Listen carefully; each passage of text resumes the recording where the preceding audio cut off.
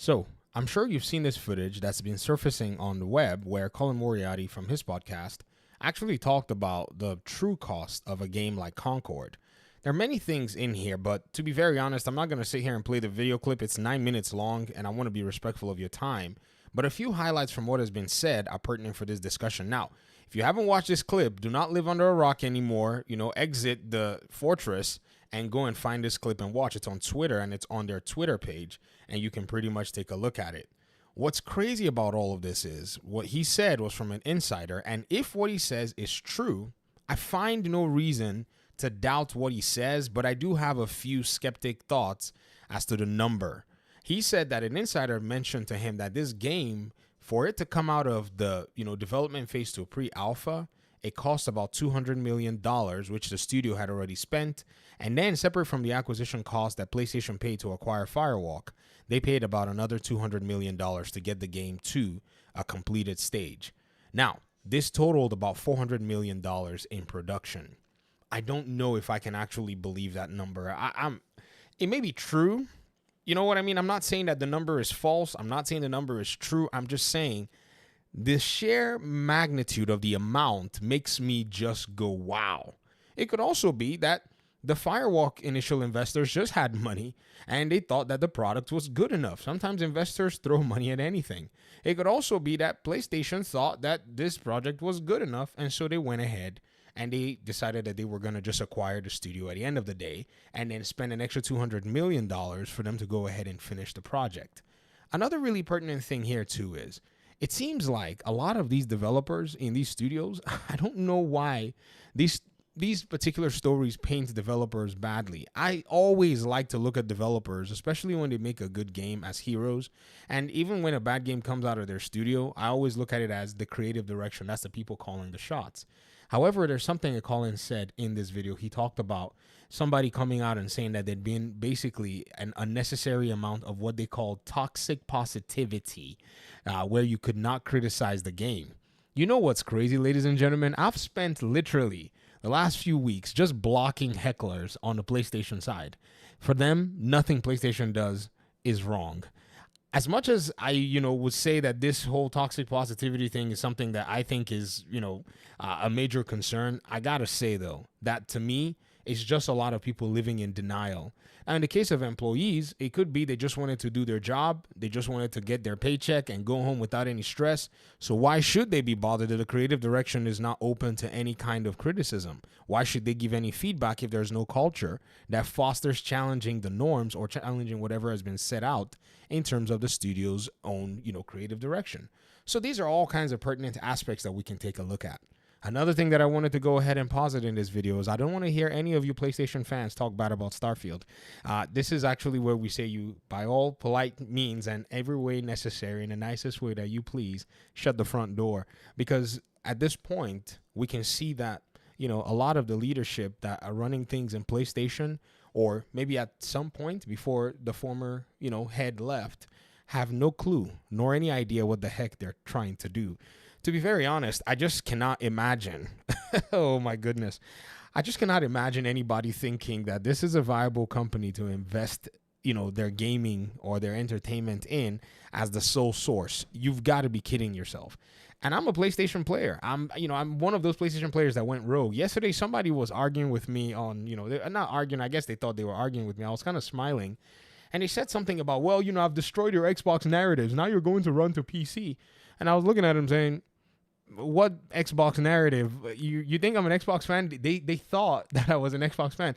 They don't know that this is my second YouTube channel, and I spent the last almost 9 years making content on the Division 1, where I played from the PS4 all the way through the PC. And then when the Division 2 came out, I finally went ahead and joined some of my friends from PlayStation on their PlayStation The Division 2 clan. So I'm literally in a clan that is mostly specific to PlayStation. Like I lived the Division there, and I made some of the greatest friends ever. So I watch them, and what they don't realize is I'm the PlayStation player they didn't account for, the one that went rogue, the one that's not gonna sit here and just eat this nonsense that PlayStation is serving. And I think it was kind of a red pill that I ate. I was just out of my curiosity trying to explore the PC platform, and once I just started there, I was like, why the heck am I bothering with all of this nonsense that is being served my way. At the time, I was not really thinking too heavy about it, don't get me wrong, but I was looking at things like PlayStation Plus, and I was like, why am I being charged to play this exact same game at a lower quality? Not the fault of the PlayStation 4. The Division is just a heavy game, just the way they designed it, but on PC, played much better. And I said, I'm paying for PlayStation Plus to play this game, and I'm playing a subpar version of the game. This is insane. Why would that actually be a thing? And I started to then eventually, that opened the door for me to become more and more skeptic in how I actually went about my gaming. And since then, it's not been the same. I've been looking at PlayStation from a different angle and with a different lens, even though I've maintained a PlayStation console. And I can tell you that this company has no clue what they're doing. My goodness, they are lost.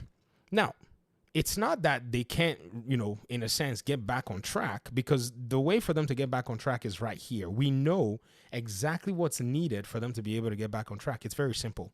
They need to go ahead and invest into their own studios. They need to invest in what makes them, in my opinion, pretty good. The whole gaming industry could actually do this. This is not relegated to just PlayStation, don't get me wrong. They can start to make their own cutout single-player games in a way that is financially viable, in a way that is cost effective, and bring out these games with shorter intervals. They've been doing it. What I'm saying is not new to PlayStation, because PlayStation actually is they're the ones that actually have a pipeline to do this very well. The only problem is they've relegated it to just one of their studios rather than actually take that particular paradigm to more studios. Let me give you the example right here. For those of you who may be wondering, number one, Insomniac is the example. Insomniac, since they released the Spider-Man 2018 game, have come out with 3 other titles. They've come out with Spider-Man Miles Morales as a filler game. Do you remember Miles Morales? Somebody reminded me in the comment section today. Shout out to you when I was talking about smaller games. The game was 6 hours long about. People say, it's too short. Hey, I enjoyed it. I paid for it. I bought it twice. Freaking bought the game twice. That's how you need to be releasing your games. Where's another Infamous game?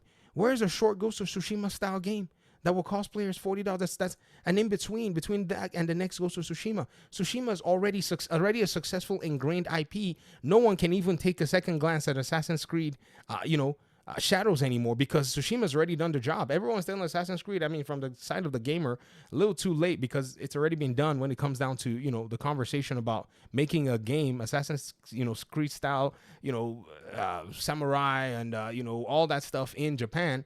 They already knocked it out. Capitalize on that. There's an audience for that. You can literally take one game and enter into a market that's basically been held down by Assassin's Creed with ease. Oh my gosh, look at Ubisoft pumping out Assassin's Creed games everywhere. Assassin's Creed game in freaking, Alaska. They just find like one culture and then you just make an Assassin's Creed game out of nowhere. PlayStation could be doing this, but they'd rather take their money and go money hack games. They'd rather be in a position where at the end of the day, they're spending money on these live service games when in reality, the market is already saturated, but their fan base has already received a specific kind of expectation and training. Like, you're going to get these high fidelity, high quality third person games. Keep making them. Find cheap and cost effective ways to make them. $200 million to make Concord? My goodness, that would have made you at least 2 small scale games. Ghost of Tsushima was 60M. Let's account for, say, things going up twice, 120M. Make another Tsushima game. Or let's say you make a shorter version using the engine, using all of the assets, using all of the systems that you've already put in place. Less money. I can't imagine this kind of waste that's been going on in this company for the longest time. And some of you are over here telling me, well, the PlayStation 5 Pro, please, don't try to let anybody pee on your leg and call it rain. That's just all kinds of nonsense. I'm a PlayStation player too, but I just would not sit here and engage in toxic positivity because PlayStation made some pretty looking games and I can't seem to deal with my nostalgia. Nope. We're going to ensure that everyone is held as accountable as possible, because that's exactly what needs to happen, and gaming needs to change.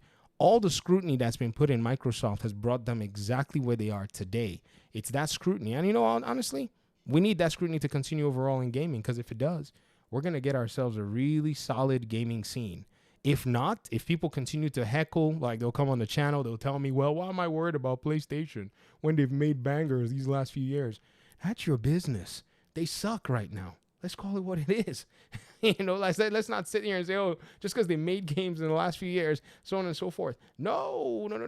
They're currently sucking. They really are, and they need to be told, and their audiences need to tell them that they're sucking. I mean, some of you will probably still go ahead and buy whatever they make. That's your prerogative, but more and more as these things are coming out, it's obvious that people are not going to be sitting here for this stuff anymore, especially with PC on the horizon, and they're already dumping their games there anyways. So it is what it is. Thanks for watching the video. Appreciate you guys' time and audience. I'll talk to you guys in another one. Looking forward to it. Peace out.